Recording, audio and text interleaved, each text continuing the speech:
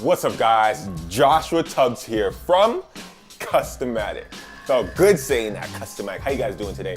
All right, we're gonna jump into the tutorials today, but we're gonna have a discussion, conversation, a little information I think that can help you guys in the editing process, one of my favorite parts of the whole film production process. We are gonna be talking about communicating and working with other editors. Now, you might be in the point of your career where you only work on products alone, but eventually there may become a time where you're gonna start working with other editors on the same project. Recently, I just had to do that. I was working on a project, a 24-minute documentary that had 3 editors on it.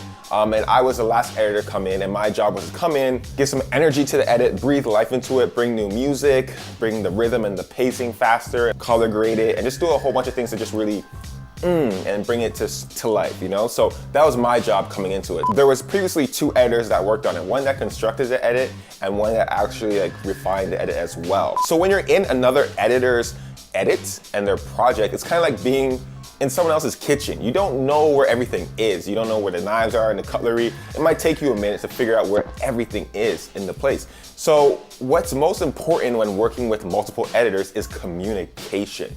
And there's a way to communicate with each other within the project without having to get on the phone or emails or anything like that, and that is using markers. Now, markers was something that I thought wasn't really that important. You know, I thought I just used it to just remember, oh, this is the point, but most of the time I would go back to that point in the edit anyways. Recently, using markers to add comments made life so much easier when working with multiple editors. So a few ways it can actually help you is, one, by understanding what is where in the edit. So with a 24-minute documentary, there's a bunch of different segments that blend into each other, but there is a part where it stops and it switches over. Now, when I came into the edit, these segments were already placed, but luckily the editor previous to me left markers and comments that had the sections put out. So I was able to see the exact and visualize exactly where the segments were and be able to say, okay, cool, this is the introduction, this is the first segment about whatever, the second segment about whatever and whatnot, and so on and so forth. To add a marker is really easy, and you might want to do this if you're going to be sending off your edit to another editor or even a color grading team or whatnot, and you're able to show what might be not important, what is something that's going to be cut out, something that the client is tentative about. So, you know, you can break down these sections, and it's just good for your own personal organization when you're editing. So let's say we want to add a bunch of comment markers onto our sequence for the next editor that's coming in. So let's say this clip right here, we want to add, let's say, a translation marker. So let's say we just go to the beginning of the clip. It doesn't have to exactly be on it, but if it is, cool, great. Make sure that you don't have the clip selected and make sure it's clicked off and click shortcut key M. If you don't have a shortcut key, just right click and go to add marker. Now, once we have that marker added there in the timeline, you double click on it. And once we double click on it and we go inside, we can see that there's information that we can fill out. So let's say this is a translation needed. So we're gonna write and we're gonna say, please translate this section from English into Spanish with captions. So let's say there's gonna be a Spanish editor coming in that's gonna add captions for us.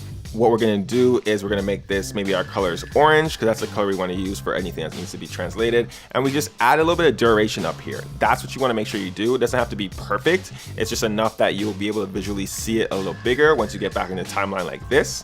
And then you can just drag this across and it'll snap to where you want it to be, and bam. Now we have a marker added when our editor is in the edit and be able to know, okay, this part needs to be translated into Spanish for captions.